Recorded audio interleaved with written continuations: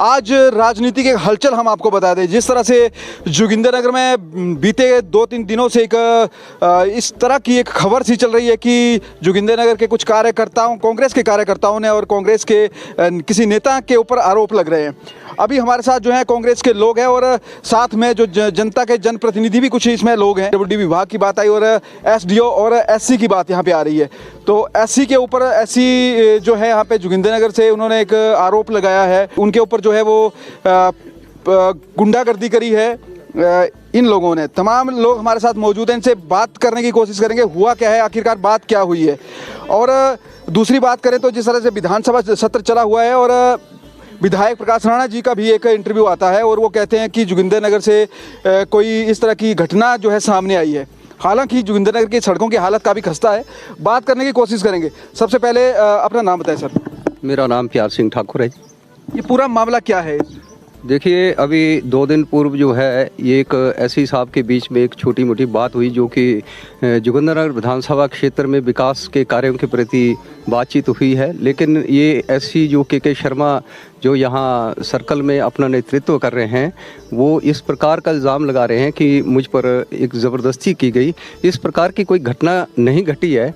अगर ऐसी घटना घटी होती तो उसमें वो मेंशन करते कि मुझ पर पानी फेंका गया है या मेरे कपड़े गीले हुए हैं या कोई इस प्रकार की कोई ऐसी वारदात नहीं हुई है। और इसकी जो एफआईआर श्री जीवन ठाकुर जी के अगेंस्ट की गई है वो भी 2 दिन के उपरांत की गई है और ये बिल्कुल निराधार है। सर, एक चीज़ आपसे जानना चाहेंगे, जिस तरह से आपने कहा कि ये जो एफआईआर है वो निराधार है, लेकिन मुद्दा क्या रहा था? विकास का मुद्दा रहा था, सड़क का मुद्दा रहा था, ये कुछ अपना पर्सनल इंटरेस्ट इसमें रहा हो? जी हाँ, इसमें कोई पर्सनल इंटरेस्ट वाली बात नहीं है। केवल और केवल जोगिंदरनगर विधानसभा की जो सड़कें टूटी फूटी हैं उस विषय में वो लोग बात करना चाहते थे और एक एसडीओ के तबादले के बारे में एक बड़ी विनम्रता के साथ वहाँ एससी साहब से निवेदन किया गया।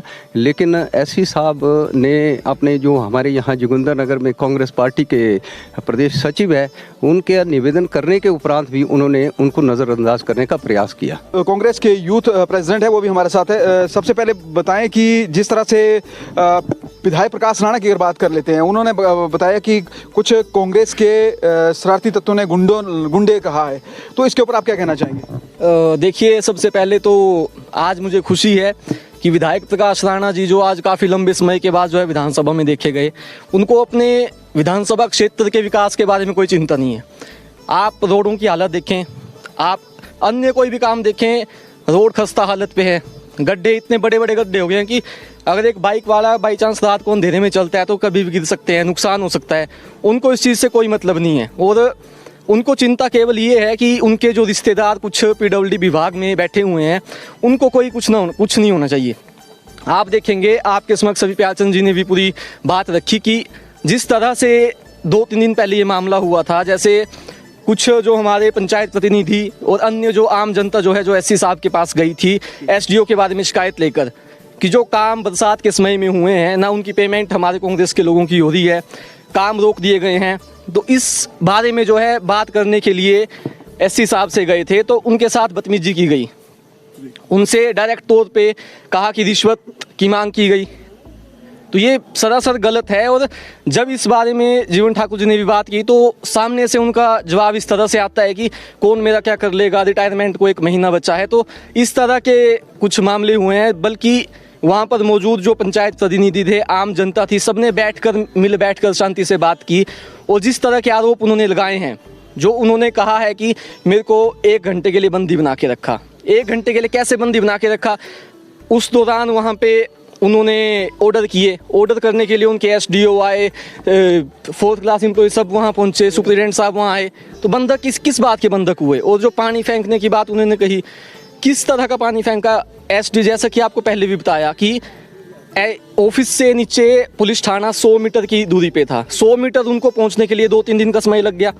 तो ये सोची समझी राजनीतिक तौर पे षड्यंत्र है और नाम को बदनाम करने के लिए इस तरह का कार्य किया जा रहा है।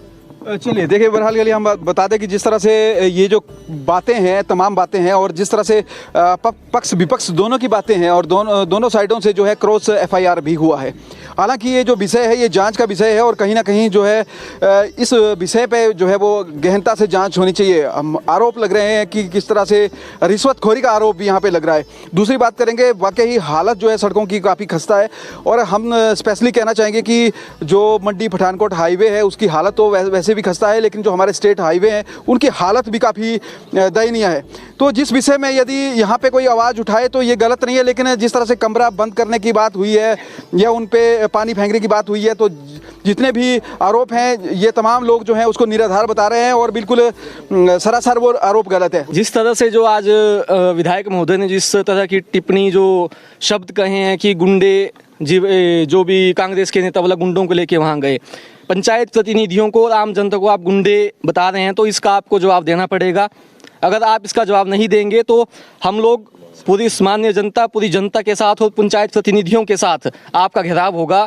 आपको इस बात का जवाब देना पड़ेगा, नहीं देंगे तो आपका घेराव होगा। आपको जोगिंदरनगर में बहुत दिक्कतें देखनी पड़ी।